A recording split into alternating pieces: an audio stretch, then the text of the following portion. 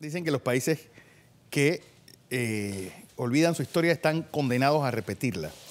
Hace 115 años inició en esta ciudad una batalla llamada la del Puente de Caledonia entre liberales y conservadores en el marco de la Guerra de los 1000 días.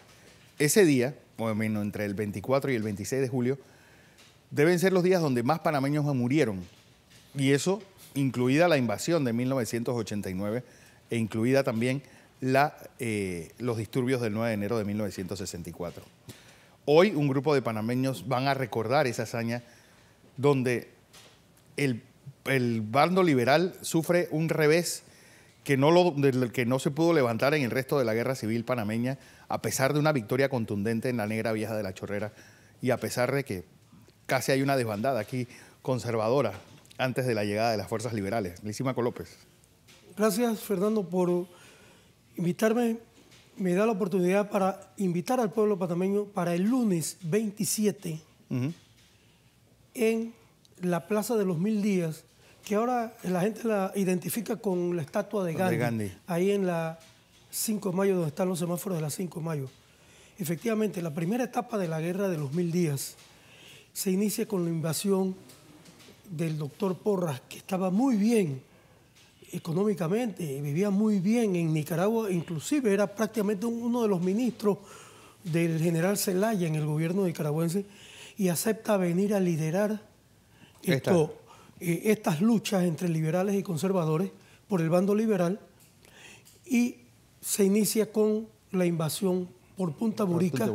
Y llega de triunfo en triunfo, triunfo en David, triunfo en Santiago, a la batalla de la Negra Vieja de junio de 1900, del 8 de junio aproximadamente de 1900, donde ahí se acaban con cerca de 3.500, de un ejército de casi 3.500 soldados, 17 generales conservadores y bueno, casi 3.500 soldados. Ahí, por ejemplo, el presidente Porras, como se dice en el campo de Marte, asciende, por ejemplo, a teniente a don Francisco González Roca, padre de la familia González Ruiz de las Tablas, a mi bisabuelo Carlos Laureano López, único ciudadano de la República de Panamá que ha ejercido los 3 poderes del Estado, inclusive la Procuraduría General de la República. Y se organiza entonces la batalla de Corozal, que la ganan los liberales con el mando del general boyacense de Boyacá, Colombia, Emiliano J. Herrera. Y de ahí, de ese triunfo, viene el asalto a la ciudad de Panamá. El área del Puente de Caledonia era un pantano y por eso el puente era el acceso a la de la ciudad, y 3 días de oleadas de jóvenes y niños. Ahí murió por parte del ejército liberal aproximadamente 700 muchachos. Fue la crema innata de la juventud del Istmo. Muere ahí en esa batalla 98 conservadores.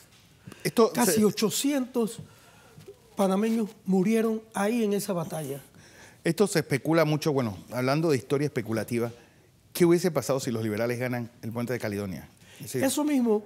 Hubiera habido Canal, hubiera habido el Tratado de Herranjay, hubiera habido, perdón, el Filipe I Varila. Es decir, ¿qué hubiera pasado? ¿Porras hubiera sido nuestro primer presidente?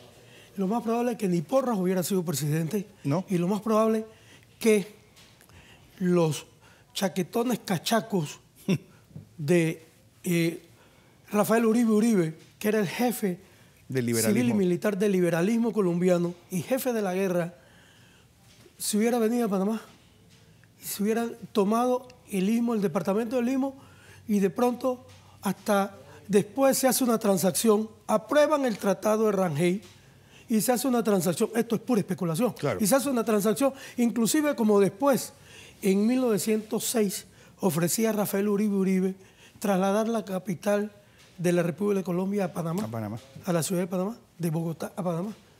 Otra cosa hubiera sido la historia patria. Bueno, y pero esta es prácticamente el inicio de nuestra historia independentista, separatista, porque los sentimientos que marca Porras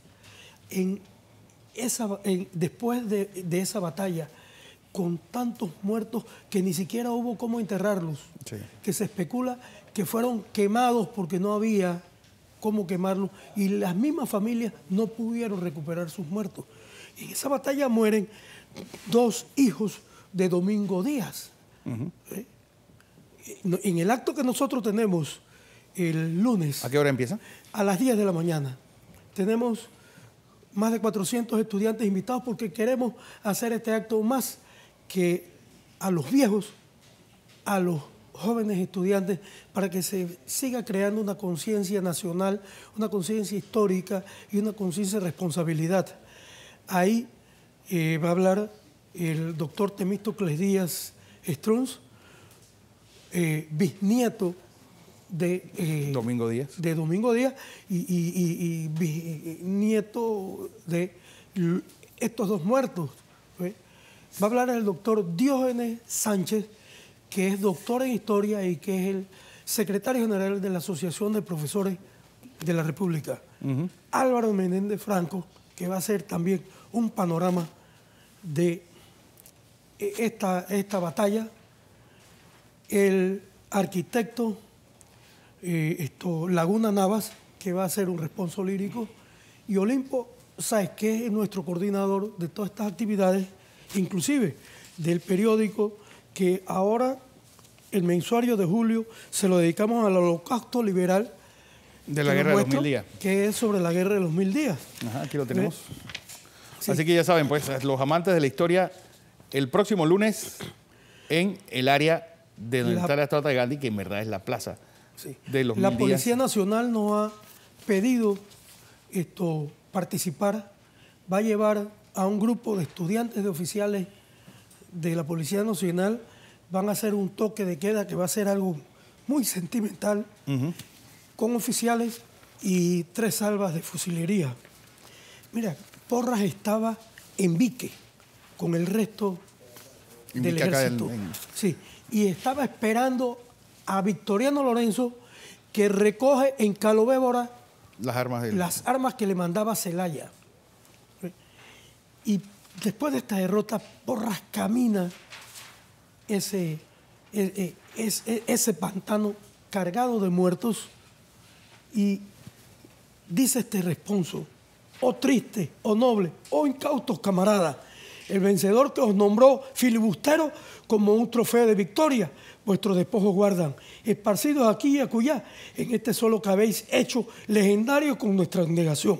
Mañana, cuando luzca la libertad de todos y para todos en la patria, un gran monumento señalará el lugar, hoy melancólico, de nuestra heroicidad sublime. Y ni eso, no hemos podido hacer 115 años. Pero después, Albán, que es el gobernador del departamento del Istmo, le reconoce a Carlos A. Mendoza, secretario de guerra liberal de Porras, y a Eusebio Morales, secretario de Economía, inclusive la libertad, porque ellos firman un armisticio ahí, y les conceden la libertad después que don Rodolfo Chiari Robles le incautan los libros de guerra y encuentran que al detalle se llevó los dineros y todos los ascensos y toda esta situación, inclusive como también este ejército liberal le hizo homenaje a los soldados conservadores. Y Albán después libera a Eusebio Morales y a Carlos A. Mendoza en un acto de mucha dignidad. Bueno, estas historias las tenemos que conocer, y estas son unas historias que inclusive nos dice el valor ciudadano que había en esa época, y la falta de corrupción y la honestidad de nuestros prohombres que después nos hicieron república. Bueno, así que ya saben, a los amantes de la historia, lunes 10 de la mañana, Plaza de los 1000 días.